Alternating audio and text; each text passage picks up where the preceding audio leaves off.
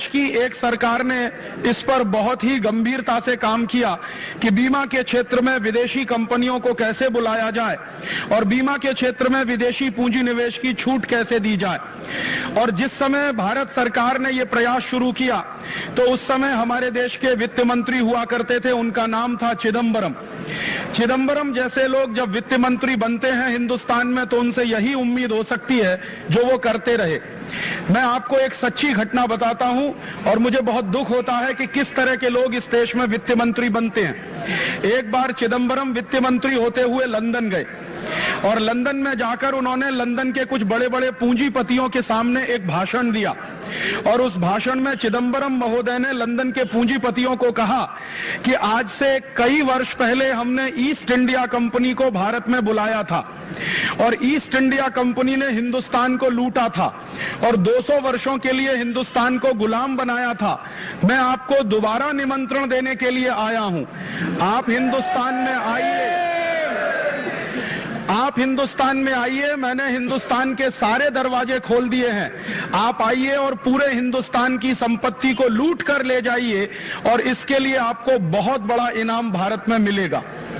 मुझे शर्म आती है कि ऐसे चिदम्बरम नाम के लोग इस देश में वित्त मंत्री बन सकते हैं और उन्होंने अपनी पूरी की पूरी वफादारी अमेरिकन और यूरोपियन पूंजीपतियों के साथ निभाते हुए हिंदुस्तान में विदेशी बीमा कंपनियों को बुलाने का रास्ता बनाने का प्रयास किया और उसका एक बिल तैयार करके उन्होंने संसद में पेश करने के लिए तैयारी की।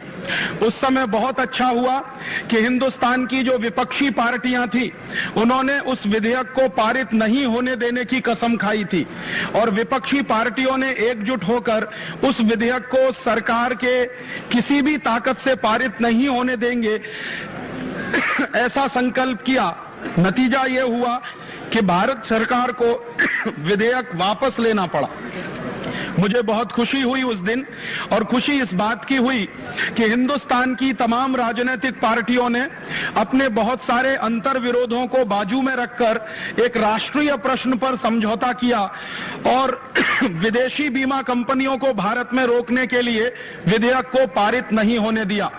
लेकिन उससे ज्यादा दुख की बात मुझे आज ये हो रही है कि जिन राजनीतिक पार्टियों ने चिदम्बरम के वित्त मंत्री होने के समय में बीमा क्षेत्र में विदेशी कंपनियों को घुसने नहीं देने का विधेयक पारित नहीं होने दिया था, आज दुर्भाग्य से वही राजनीतिक पार्टियां हिंदुस्तान के बीमा क्षेत्र का विदेशीकरण करने की तैयारी कर रही हैं।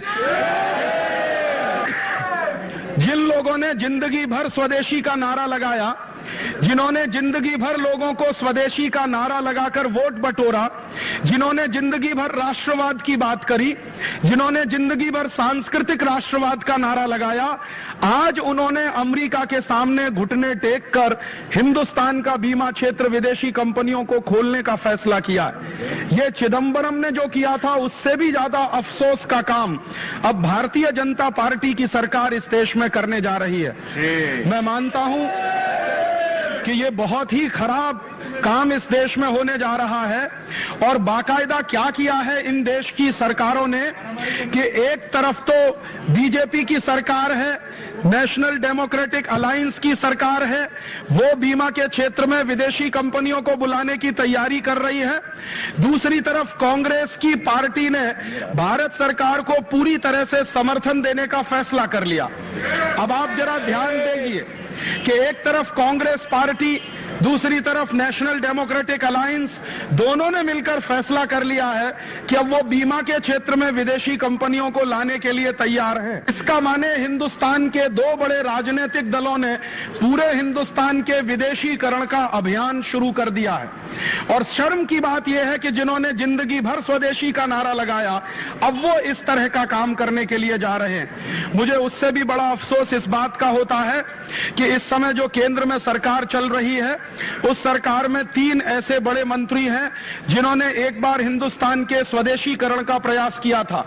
आप याद करिए 1977 में इस देश में जनता पार्टी की सरकार बनी थी। उसके प्रधानमंत्री थे श्री मुरारजी भाई देसाई, उसके विदेश मंत्री थे श्री अटल बिहारी वाजपेयी, उस सरकार के उद्योग मंत्री थे श्री जॉर्ज फर्नांडीज, उस सरकार के सूचना और प्रसारण मंत्री थे श्री लाल कृष्ण आडवाणी। और इन लोगों ने 1977 की सरकार में आने के बाद अमेरिकन कंपनी कोका कोला को हिंदुस्तान से भगाया था, अमेरिकन कंपनी IBM को हिंदुस्तान से भगाया था, अमेरिकन कंपनी ICL को हिंदुस्तान से भगाया था। और उस समय इन सब ने नारा लगाया था कि जनता पार्टी की सरकार हिंदुस्तान का स्वदेशीकरण करेगी और हम उसके लिए वचनबद्ध हैं। दुर्भाग्य आज हमारे देश का यह है कि उस सरकार के तीनों मंत्री आज केंद्र सरकार में पहले से ज्यादा ऊंचे पदों पर बैठे हुए हैं। श्रीमान अटल बिहारी वाजपेयी जो विदेश मंत्री हुआ करते थे आज प्रधानमंत्री हैं। श्री लाल कृष्ण आडवाणी जो पहले सूचना और प्रसारण मंत्री हुआ करते थे वो आज गृह मंत्री हैं। श्री जॉर्ज फर्नांडीज जो पहले उद्योग मंत्री हुआ करते थे आज रक्षा मंत्री हैं। तो मुझे ऐसा लगा कि इन तीनों का प्रमोशन हुआ है और प्रमोशन होने के बाद मुझे ऐसा लगा कि ये हिंदुस्तान का स्वदेशीकरण और तेजी के साथ करेंगे। जब 1977 की सरकार में ये छोटे मंत्री हुआ करते थे तब इन्होंने अमेरिकन कंपनियों को भगाया था हिंदुस्तान से, तो अब ज्यादा बड़े मंत्री होने के बाद तो ज्यादा अमेरिकन कंपनियों को भगाएंगे हिंदुस्तान से, ऐसा मैं सोचता था। लेकिन मेरा सोचना गलत साबित हुआ और अफसोस इस बात का है कि अभी यही लोग सबसे पूरी ताकत लगाकर अमेरिकन कंपनियों को भारत में बुलाने का खेल खेल रहे हैं।